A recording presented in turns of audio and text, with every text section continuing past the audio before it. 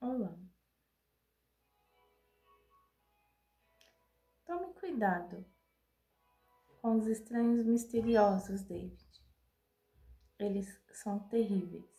Estão sempre à espreita, sempre. O sabor daquela leitura ficou marcado para mim durante anos. Uma acidez estranha, penetrante, que se multiplicou quando eu soube que esse foi o último livro que Taiwan escreveu. Por culpa dele, passei a adolescência inteira questionando-me sobre coisas absurdas. Perguntas que, covarde, já não me atrevi a transmitir outras vezes a meu avô. Será que ele também se sentia assim? Um estranho de outro mundo? Taiwan e ele trivaram suas histórias desses outros lugares de onde acreditavam vir as histórias. Seria essa sua fonte secreta? Não é de se estranhar que, depois de ler o bendito romance mais algumas vezes, eu tenha chegado à conclusão de que os escritores são observadores do invisível.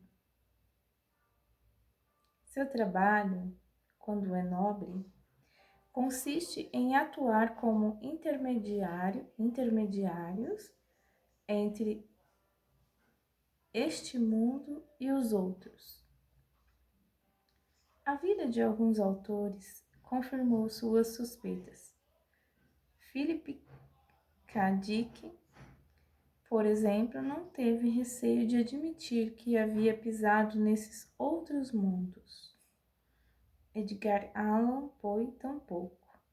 De repente percebi que meus autores favoritos comungavam com essa ideia. Admitiam sem problemas que a dimensão invisível, a partir da qual se inspiravam, longe de ser uma mera invenção, era tão infinita e real quanto as estrelas do universo. Acho que foi por isso que sempre tive tanto respeito pelo ato de escrever. E por isso evitei durante tanto tempo. Capítulo 3. Ao recordar tudo aquilo, com o envelope de minha mãe no bolso interno da jaqueta, fui tomado por uma tristeza distante, como se me fosse um sentimento de outra época. Minha mãe Glória e eu morávamos na Praça Parnell, em um casarão de 3 andares, com fachada de tijolo vermelho e bonitas janelas de guilhotina laqueadas em branco. Sempre suspeitei de que aquela residência fosse uma criatura com vontade própria.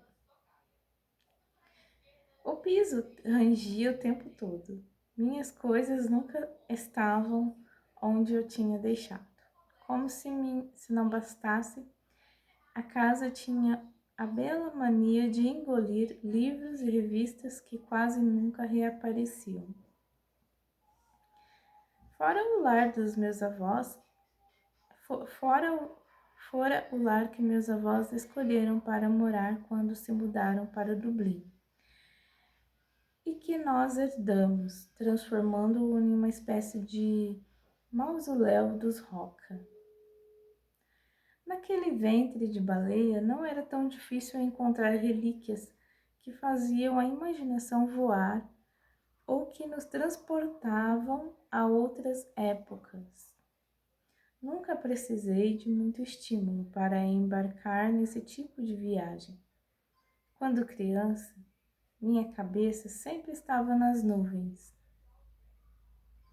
E ainda, com esforço e com pouco de cinismo, eu tenha conseguido me ancorar na terra, Nessa tarde, falharam as amarras construídas com tanta paciência.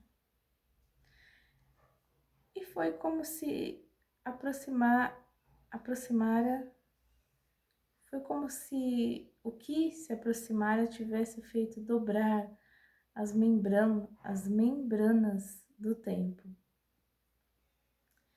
Encontrei a mansão vazia, minha mãe havia dado folga aos empregados e saído para fazer compras, como Susan me anunciara. Sombrio, com a cabeça perdida em lembranças, subi ao gabinete de meu avô. E eu quase nunca entrava ali. Desde que ele morrera, aquele lugar havia se transformado na biblioteca antiga, que eu evitava por uma razão. Esse cômodo, de pé direito alto, com paredes cobertas por estantes de mogno decoradas com gárgulas que me olhavam com a boca aberta, me davam medo. Gerava lembranças que não eram minhas, e isso me assustava. Naquela manhã, porém, Susan Pector tinha dito que algo que despertara minha curiosidade. Então precisei dar uma olhada lá. Aproveite para ver suas raízes. Todos nós, salvo se formos estúpidos ou cegos, acabamos encontrando coisas importantes em nossa própria história. Eu que não havia entendido por que minha mãe estava se empenhando em me mandar para Madrid, nem porque me dera uma foto familiar antiga,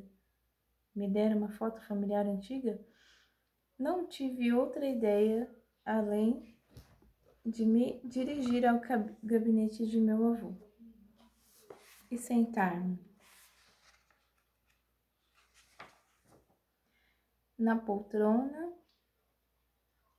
Chesterfield, que ocupava o centro daquele cômodo, e encarar o enorme retrato dele junto à escrivaninha.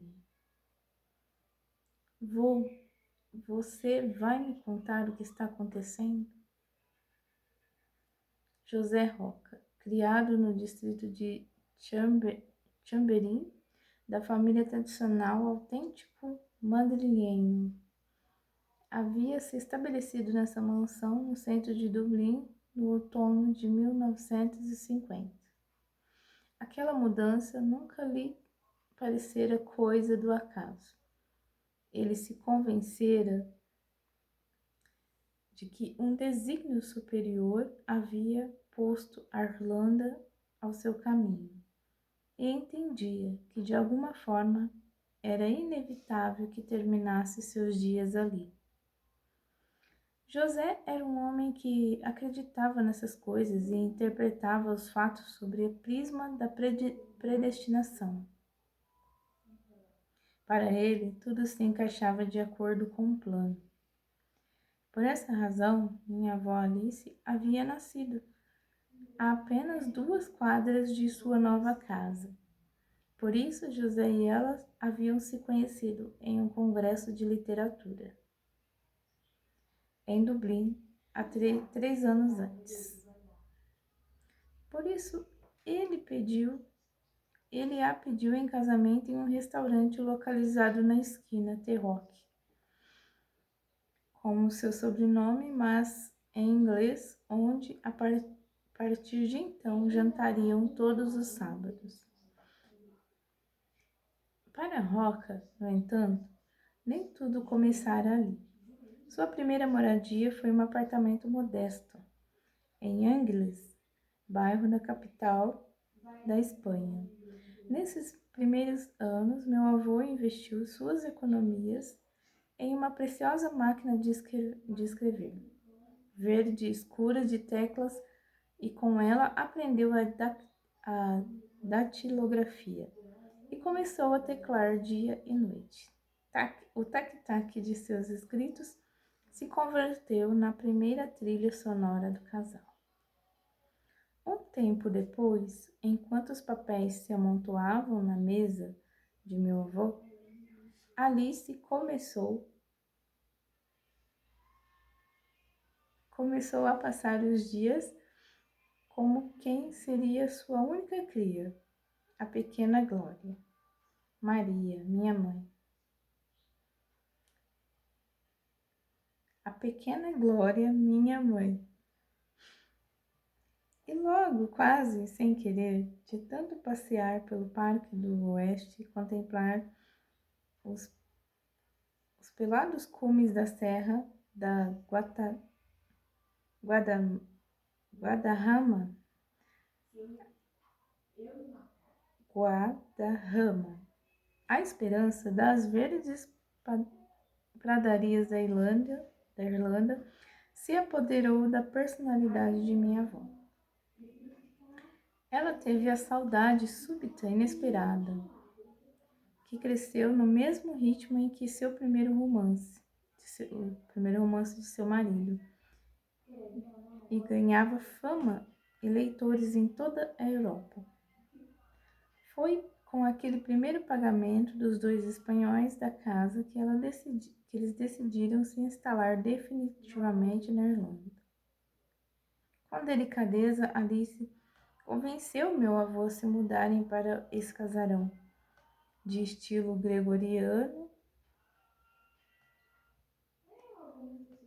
georgiano, no centro de Dublin, e assim encararam a vida em um país onde os escritores eram e ainda são, por sorte, tratados com um respeito reverencial.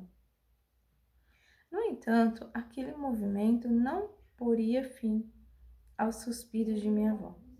Quando a pequena Glória cresceu, passou a ter curiosidade de conhecer a cidade onde nasceu. Seu interesse por Madrid se deu em tempos em que a capital fervia de atividade. A morte de Franco estava transformando o país. Havia sido regida uma nova Constituição. O novo rei havia jurado diante das cortes. Os comunistas tinham acabado de sair da clandestinidade. O adultério e a maçonaria foram despenalizados. E os jornais e livros ficaram livres de censura. Tudo ali parecia novo e animador. E em meio ao estrondo de canções e protestos de shows de grandes bandas internacionais do momento, como King e AC/DC, Glória se apaixonou por um espanhol. Seu nome era César Salas.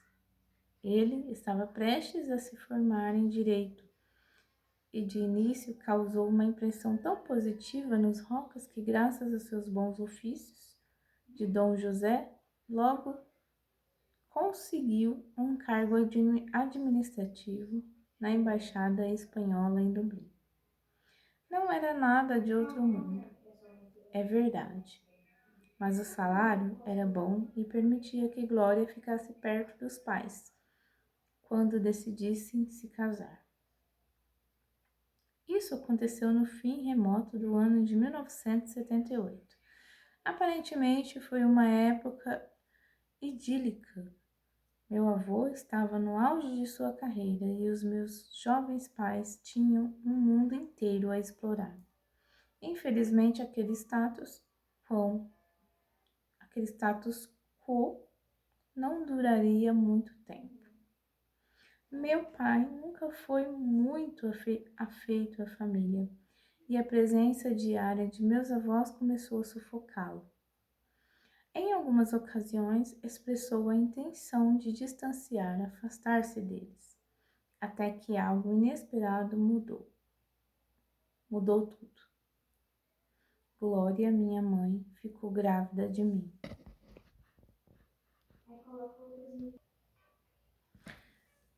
Aquele deve ter sido um momento intenso.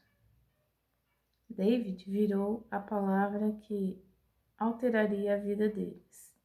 Meu pai compreendeu que que eu era o fim de seus anseios de liberdade. Suponho que tenha pensado que os gastos acarretados pelo novo membro da família disparariam e que ter um sogro influente e rico por perto lhe proporcionaria um alívio que, de outra forma, ele não teria. Então eu vim ao mundo. Pelo que sempre ouvi, a alegria de minha chegada ao mundo foi efêmera.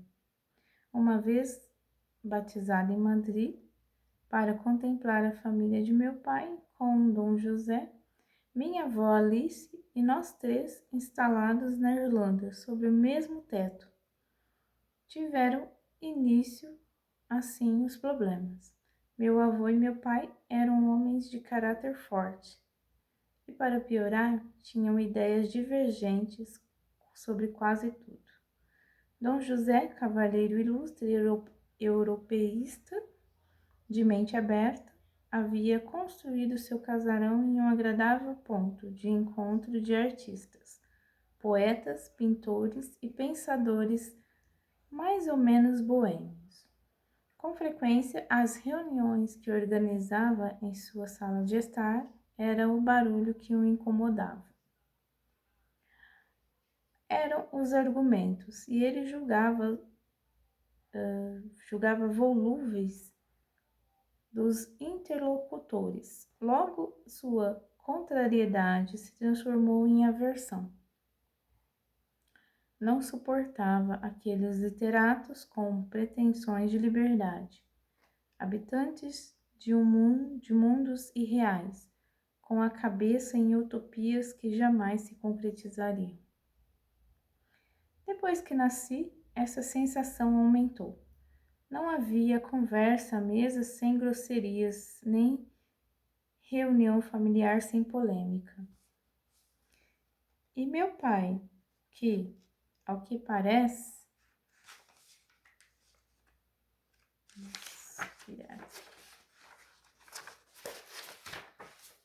não era muito flexível, começou a passar longas temporadas fora de casa, aceitando quase qualquer missão diplomática que lhe oferecessem, a fim de não frequentar demais os Roca e seu lar cada vez mais extravagante.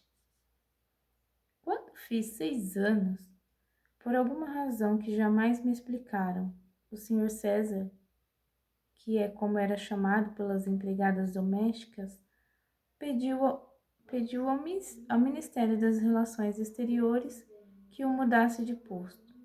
Nunca entendi o porquê nos deixou, porque jamais voltou a nos visitar e nem se interessou por nós. Nunca telefonou para desejar feliz aniversário e nem me mandou uma carta de sinal de vida. Um dia,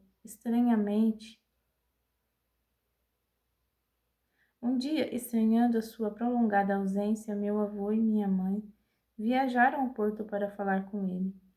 No ministério tinham dito que esse consulado já havia sido seu último destino. No entanto, quando chegaram ao escritório, ninguém soube dizer onde ele estava. Simplesmente desaparecera. Quase passei a infância inteira chorando por ele em segredo, com ódio ou amor, dependendo do dia, até que cresci. Eu o esqueci. Logo, a única lembrança dele era aquela das fotos, de nós três na frente da igreja em que me batizaram. A única da família, completa, que a minha mãe não rasgara. Era um retrato amarelo, distante, o perfeito resumo da mísera impressão que César Salas deixara em mim.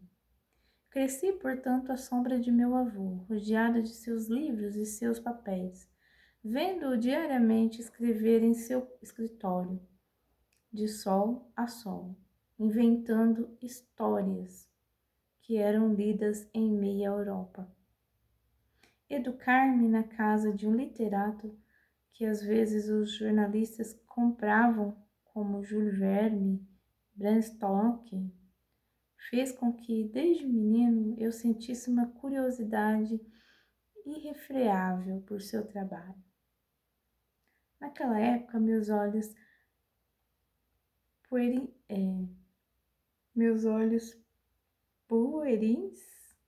viam a criação literária de como um ato sobrenatural, uma magia que permitia iluminar histórias do nada, sobre o qual meu avô nunca me falou mais do que a insinuação de um estranho misterioso. Neste ambiente, apaixonei-me pelo poder das palavras. Estudei